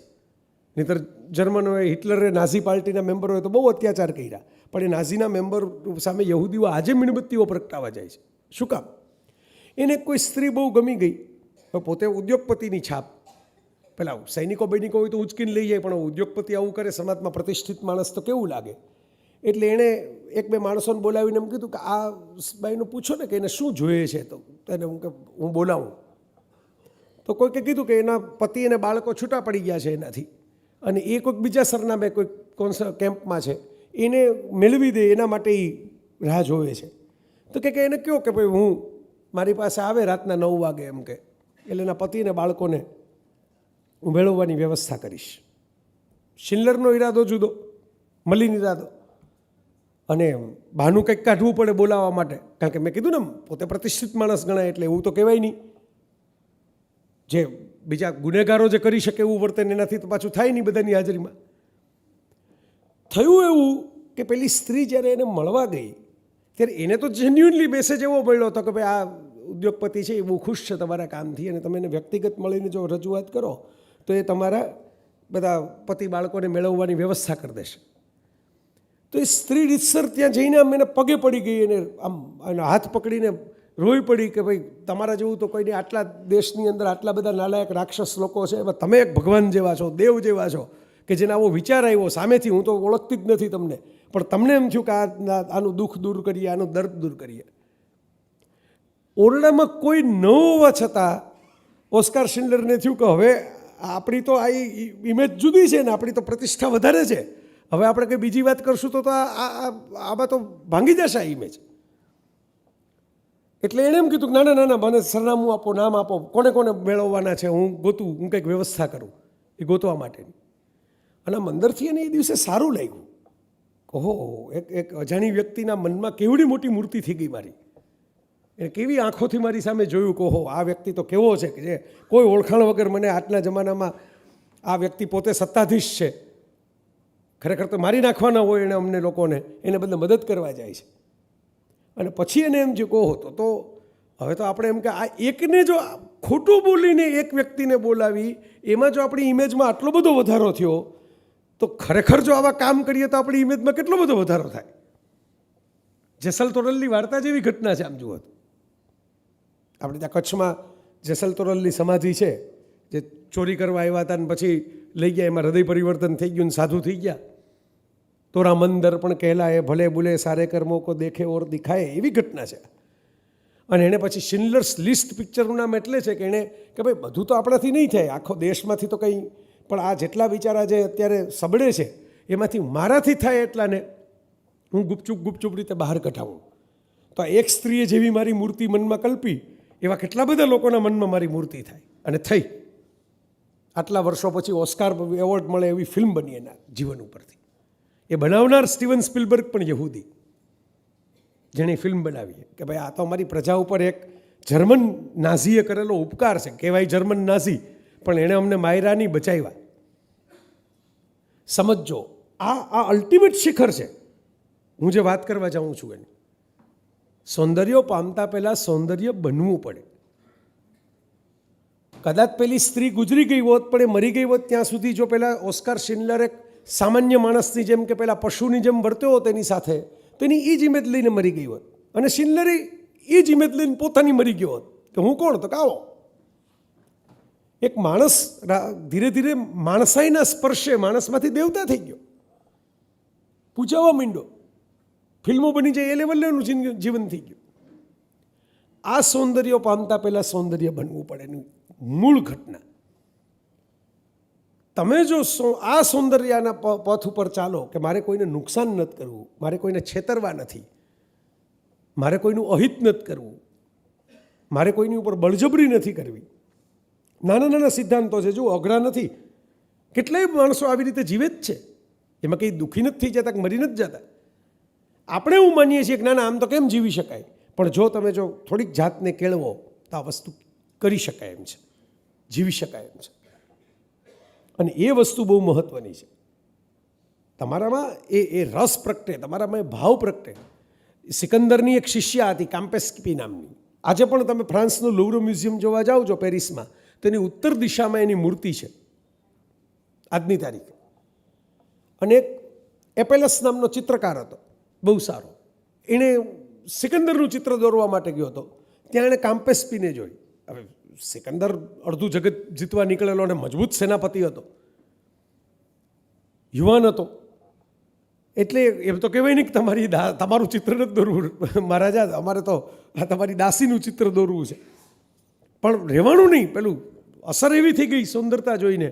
એટલે એણે સિકંદર પાસે જઈને એમ કીધું કે મારે આ કામ્પેસ્પીનું છે. સિકંદરને નવાઈ લાગી, તમે મારું ચિત્ર દોરવા આવ્યા હતા ને આનું તો કંઈક એનું જોઈને મોઢું જોઈને મને એમ થાય છે કે આ દોર્યા વગર તો મારો જન્મારો એળે જ હશે. મારી પીછી સિકંદરે કીધું કે દોરો, પણ હું જોઈશ ચિત્ર, અને જો મને ચિત્ર ગમશે નહીં હું તમને મારી નાખીશ. કારણ કે તમે મારું અપમાન કરો છો ખરેખર તો મારી જ પાસે આવીને. એવું શું તમે દોરવા માગો છો એ મારે જોવું છે. જો તમે એવી જો દોરશો તો તમે હું માનીશ કે મેં તમને મારું ચિત્ર દોરવા બોલાવ્યા ને તમે ન દોરી શક્યા. અને પહેલાં એ આમ જેને કહેવાય ને આમ આખી રાતોની રાતો રેડી દીધી ચિત્ર બનાવવાની અંદર. એને જે ચહેરો એવો આબે હૂબ કંડારીને મૂક્યો. સિકંદર જોઈને એટલો બધો પ્રસન્ન થઈ ગયો. સિકંદરે એમ કીધું કે આને દાસી તરીકે તમે લઈ જાઓ, કારણ કે મારી પાસે તો ખોટ નથી ગુલામોની, દાસીઓની. પણ તમને જો આટલું બધું જો આ સૌંદર્ય દેખાતું હોય આ વ્યક્તિની અંદર, તો હું એને તમને ઇનામમાં વ્યક્તિ જ આપી દઉં છું. જાઓ. એ જમાનામાં ગુલામીની આવી પ્રથા હતી દાસીઓની. મહત્વની વાત હવે આવે છે. એપેલસને તો સમ્રાટનો પુરસ્કાર મળ્યો અને ભેટ મળી. જે વ્યક્તિનું ચિત્ર જ દોરવામાં એને આટલી બધી મજા આવી હતી, વ્યક્તિ જ આખી મળી. એણે કામ્પેસ્પીને એમ કીધું કે હું તને દાસી તરીકે રાખવા માગતો નથી, ભલે સિકંદરે મને દાસી તરીકે ભેટ આપી, મારે તારી સાથે લગ્ન કરવા છે. અને આ ચિત્ર પછી હું બીજું એક ચિત્ર દોરવાનું નથી. આ છેલ્લું ચિત્ર હતું મારું. કારણ કે તું મારી પત્ની છો એટલે હું સમાન દરજ્જો તો આપું જ છું, પણ આ રૂપ હવે મારે બેથી બીજું દોરી શકાય એમ નથી. અને એ દંતકથા બની ગઈ. રહેતા રહેતા તો એ ચિત્ર કાળના ગર્તમાં ખોવાઈ ગયું.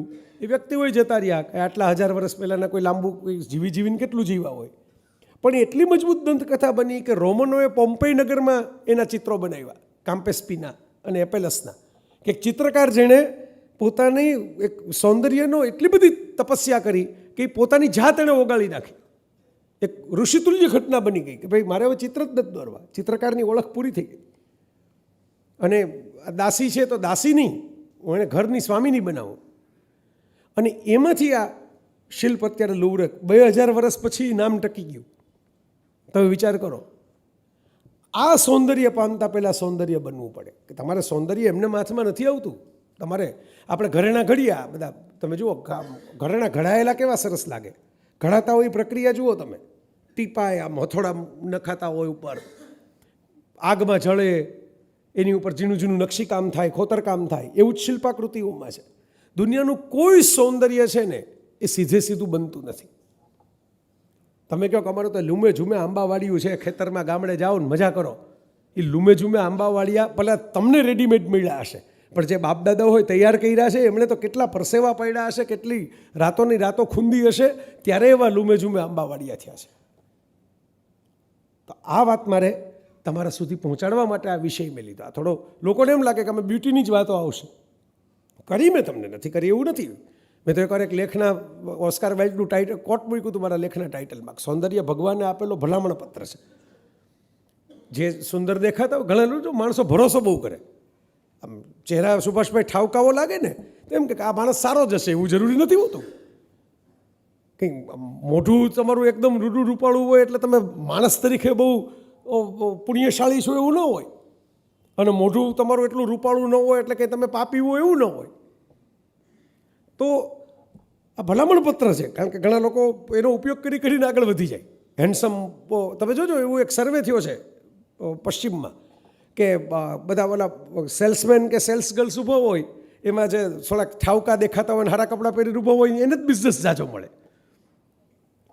હમણાં જ મને હસબન્ડ વાઈફ હતા તો એ મને કહેતા હતા, હમણાં 2 દિવસ પહેલાં જ મેં કીધું ને અમદાવાદમાં કાર્યક્રમ હતો તો અમે વાત કરતા હતા, તો હું તો આમ સહજ ભાવે બોલ્યો. તો એમાં એને કીધું કે ભાઈ હસબન્ડ કે હું ઉબર કરું ને તો ઉબરવાળો તરત ન આવે, પણ મારી વાઈફના નંબરમાંથી આવે ને તો પટ કરતી ઉબર આવી જાય, 15 સેકન્ડમાં એક્સેપ્ટ થઈ જાય. મેં કીધું એવું તો રિક્ષાવાળાઓ કરતા પહેલાં, હવે ઉબરવાળાઓ કરવા માંડ્યા. હસબન્ડભાઈ ભેગા જ ઊભા છે, બેયને ભેગા જ જવું છે બરાબર, પણ હસબન્ડનું ઉબરનું બટન દબાવે તો 5 મિનિટના વેઇટિંગ આવે, વાઈફ દબાવે 15 સેકન્ડમાં આવી જાય. આ અડધા સમાજમાં ક્રાઇમ આમાં જ શરૂ થાય છે. અતૃપ્તિની જે ભાવના છે, આપણને સૌંદર્યની અતૃપ્તિ બહુ છે. આમ રિક્ષામાં બેસાડવા માટે બોલો, એમાં કાંઈ હાથે અડાડવાનો નથી તમારે, કાંઈ નથી. તો કે ના ના, બહુ કોઈક સુંદર માણસ બેસે તો આપણે રિક્ષા દોડાવીએ આનો. તો કે આ ઓલા ભાઈને તો ઓલા બોલીને જવાનું છે, તો કે ના એ ભલે ભલે જતા, એને જ્યાં જવું હોય એ જાય. આ માનસિકતા જે છે ને, આ તો હું રમૂજ ખાતર સ્ત્રી પુરુષની વાત કરું છું, કારણ કે યાદ રહી જાય. પણ વાસ્તવિકતા એ છે કે આ દરેક જગ્યાએ છે. કોઈ ગામડામાંથી ભણતું બાળક હોય, આપણે એમ કહીએ કે તો ગામડીઓ છે, આને તો નાકના શેડા લૂછવાની સમજ નથી પડતી, આના હાથના ધોવાની સમજ નથી પડતી. આ ક્યાં સાયન્સ ભણવા નીકળો? જો આપણે એની એપિરિયન્સના આધારે આપણે ડિસિઝન લઈને એને નકામો ગણી લીધો. તમે એને ચાન્સ આપો તો એમાંથી અબ્દુલ કલામ નીકળી. થોડાક અબ્દુલ કલામ કંઈ one of the most handsome Ranbir Kapoor કે ઋષિ કપૂર હતા, બરાબર. પણ હવે તમે એને જોઈને જ ડિસ્કોલિફાય કરી નાખો. એની પરિસ્થિતિ છે, એનું સૌંદર્ય નથી, એની પરિસ્થિતિ છે. આપણે ઘણી વખત માણસની પરિસ્થિતિને કારણે એને અસુંદર માની લઈએ છીએ. એને તક આપો, એને તરાશવા દો, એને પોતાની જાતને બહાર નીકળીને ખીલવા અને ખુલવા દો. એને કહો, આપણે શીખવાડવાનું કામ અઘરું છે, ટીકા કરવાનું કામ સહેલામ સહેલું છે. મને અનુભવ થયા છે ને, મેં એમ કોકને ટીકા કરી નાખી હોય કે ભાઈ આવી રીતે ન ગોઠવાય, તો કોઈક એવું મને મળ્યું છે, તેમ કે તો સમજાવો કેવી રીતે ગોઠવાય. તમે 5 મિનિટ ઊભા રહ્યો, બતાવો કે કેમ ગોઠવાય, તો અમે એવી રીતે ગોઠવવાનો પ્રયત્ન કરીએ. આ બહુ મહત્ત્વનું છે.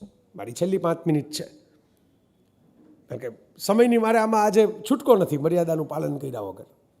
મારા હાથમાં હોય તો હું તો વહી જાઉં એવો છું. હું તો બહાર ઊભો એક અડધું પ્રવચન તો કરી નાખું. મારા મિત્રો બધા જાણે જ છે, બરાબર. તમે નવીનભાઈને કે હાર્દિકભાઈને કોઈક વાર ફ્રી હોય ફોન આવે તો મારે 1.5 કલાકે પૂરા થાય, બરાબર. પણ આજે મજબૂરી છે એટલે મારે આ છોડવું પડે છે. આપણે એવું હશે તારી સિઝન 2 કરશું. આપણે ક્યાં વ્યાખ્યાનમાળાના દુકાળ છે? આપણે એવું શું કામ માની લેવું કે છેલ્લું પ્રવચન છે સાંભળવામાં અને બોલવામાં? તો આજે સૌંદર્યની વાતો આગળ કરશું. પણ મારે જે કહેવાનો છે મર્મ આપના સુધી જો પહોંચી ગયો હોય તો અત્યાર સુધીની યાત્રા સાર્થક થાય. સૌંદર્ય એવી વસ્તુ નથી કે જે માત્ર બાહ્ય હોય. સૌંદર્ય એવી વસ્તુ છે કે જે તમારી અંદર પ્રગટે, પછી આપોઆપ બહાર દેખાવા માંડે. એની એક પ્રગલ્ભ જેને કહેવાય. આમ તમે મોરારી બાપુ જુઓ, 80 વર્ષના છે, એક પણ પ્રકારનો મેકઅપ કરતા નથી, સફેદ કપડાં જ પહેરે છે, ને કાળી શાલ જ ઓઢે છે, ત્રીજો કોઈ કલર પહેરતા નથી, નવો કોઈ ડ્રેસ પહેરતા નથી. એવું નથી કે વિરોધ કરે છે તમને, હું ટી-શર્ટ પહેરીને જાઉં છું રંગબેરંગી એમની કથાઓમાં, કે મને ના નથી પાડી દેતા. એમના છોકરાઓ પણ પહેરે છે, એ ફરતા હોય છે. પણ બાપુ એમ કહે છે કે મને આ ગમે છે, મેં આ કર્યું છે. પણ મેં જોયું કે એમની આંતરિક સત્ય પ્રેમ કરુણાની જે સાત્વિકતા છે ને, એમનું સૌંદર્ય એમના ચહેરા ઉપર ને એમની આંખોમાં આવે છે. એસ્પેશિયલી આંખો તમે જો નજીક બેસીને જોયો તો તમને થોડોક ખ્યાલ આવે. અને એક મોરારી બાપુ નથી, ઘણા બધા આવા લોકો છે. આપણા ઘરના કોઈક દાદીમાંય આવા હોય, આખી જિંદગી એમણે ઘરના કામ જ કર્યા હોય, બીજાઓની સેવા જ કરી હોય, બહુ ભણ્યા ન હોય, પણ એમના ચહેરા ઉપર એક દિવ્ય સૌંદર્ય આપણને દેખાય. એવા બાપુજી હોય, કારણ કે એમણે ઘસાઈને ઉજળા થવાનું સૌંદર્ય પ્રગટ કર્યું છે બીજા માટે. કોકને માટે અડધી રાતના ઉજાગરા કરવાનું સૌંદર્ય કર્યું છે, કોકને મેડિકલી ટેકો કરવાનું સૌંદર્ય કર્યું છે. કોઈ સ્વચ્છતાનું પણ એક સૌંદર્ય હોય. સુંદરતા એટલે સુંદરતા જ નહીં, સ્વચ્છતા પણ સુંદરતાનું જ એક પ્રતીક છે. તમે સ્વચ્છ હો એનું એક જુદું સૌંદર્ય હોય. કોઈ ઘરેણા પહેર્યા ન હોય, મેં જોયું છે, પણ સરસ તમે ચોખ્ખા હો એકદમ, ઘરને પણ ચોખ્ખું રાખ્યું હોય, ટેબલ ચોખ્ખું રાખ્યું હોય, ટેબલનું સૌંદર્ય. આપણે અમુક ઓફિસોમાં જાય ને ગવર્મેન્ટની, એટલે આપણને એમ થાય કે આ ભાઈના મગજમાં જે બધું આમ લીટી થતા હશે ને, બધા એને ટેબલ ઉપર કર્યા છે. એટલી અવ્યવસ્થિત ગોઠવેલું હોય. ઘણા ડૉક્ટરોનું ટેબલ આવું હોય. અને અમુક જગ્યાએ જાઓ તો તમને એમ થાય કે આમ પગ મૂકીને તમને એમ થાય કે એકદમ ઓર્ગેનાઇઝ માણસ છે. આ પણ સુંદરતા છે. વ્યવસ્થા એ પણ સૌંદર્ય છે.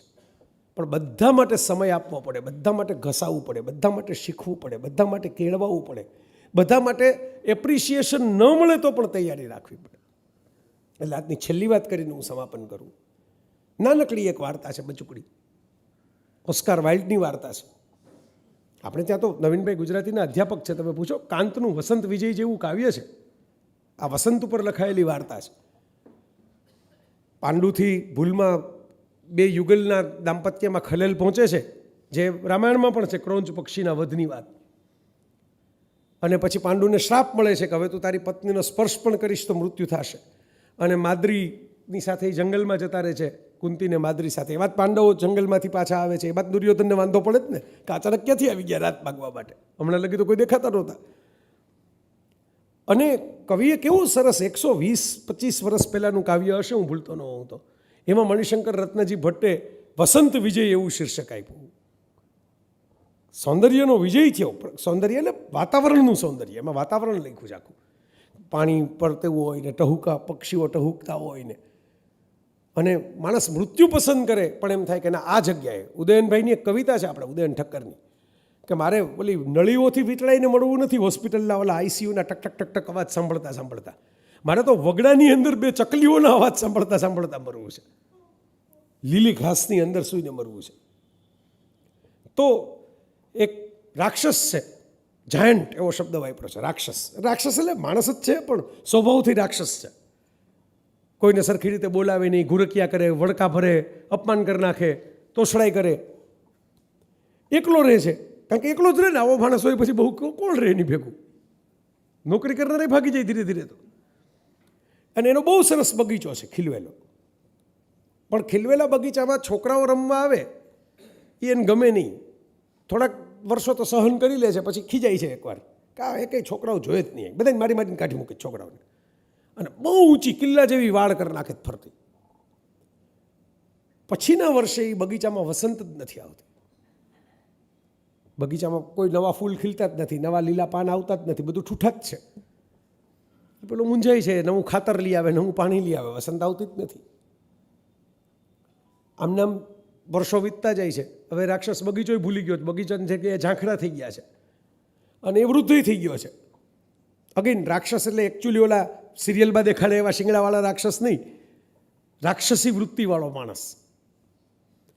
અને એ સૂતો છે ત્યાં અચાનક પંખીના ટહુકા સંભળાય છે, ફૂલોની સુગંધો આવવા માંડે છે, દોડીને બહાર નીકળે છે. શું થયું? તો કે દિવાલમાં બાકોરું પડ્યું. બાકોરામાંથી નાના નાના છોકરાઓ બધા રમવા માટે આવ્યા, અને છોકરાઓ જેવા રમવા આવ્યા એ ભેગા બાગમાં ફૂલો ખીલી ગયા, પતંગિયા આવી ગયા, ટહુકા થવા સંભળાવવા માંડ્યા પક્ષીઓના, વાતાવરણ ફરી ગયું, પ્રસન્નતા આવી ગઈ, બધે પમરાટ આવી ગયો. દોડીને જોવે છે તો એક સૌથી રૂપાળું નાનકડું ભૂલકું જે હોય છે, એકદમ આમ સોહામણું લાગે એવું, એ એક ઝાડ ઉપર ચડવાની કોશિશ કરતું હોય છે. એટલે પહેલાં રાક્ષસને આમ એટલો ભાવ વિભોર થઈ જાય, કેટલા વખતે મારો બગીચો બગીચા જેવો લાગે છે, એટલે એને તેડીને આમ ઊંચકી લે છે, અને ઊંચકીને એને ઝાડ ઉપર કહે કે ભાઈ આ દિવાલ જ તોડી નાખવી છે. હવે મને સમજાણું કે વસંત એટલે નહોતી આવતી, કંઈ નિર્દોષતા નહોતી આવતી, માસુમિયત જ ન હોય ત્યાં વસંત કેવી રીતે આવે, કેવી રીતે ખીલે? દિવાલ તોડી નાખે છે, બધા છોકરાઓને રમવા માટેનું મેદાન જ કરી નાખે છે, અને બગીચામાંથી વસંત ક્યારેય જાતી જ નથી. શિયાળો આવે એમાંય વસંત રહે છે, બરફ પડતો હોય તોય વસંત રહે છે. અને ઓસ્કાર વાઇલ્ડે એ વાર્તાનો અંત એવો સરસ કર્યો છે કે જ્યારે મરણ પથારીએ પડ્યો છે ત્યારે પેલું બાળક જેને તેડીને એણે ઝાડની ડાળીએ બેસાડ્યું હતું. યસ, આપણે એટલે જ મેં વાર્તાનો અંત જ આવી ગયો જો સીધો, હું તમે ઈશારો કર્યો એ ભેગો. ના મારે ભાઈ ના એટલે એ જો આ તમારી મજા છે ને એટલે તો હું આવું છું તમારા માટે આટલું દોડતો. એ પિતૃતુલ્ય વાત્સલ્ય જે તમારામાં ટપકે છે એ બાંધીને રાખે છે, બરોબર. બડા અજીબ સિલસિલા है उसकी मोहब्बत का ना उसने कैद में रखा ना हम फरार हो पाए, એવું પ્રેમરંગ પુસ્તકમાં મેં છેલ્લે શાયરી લખી છે, જોજો.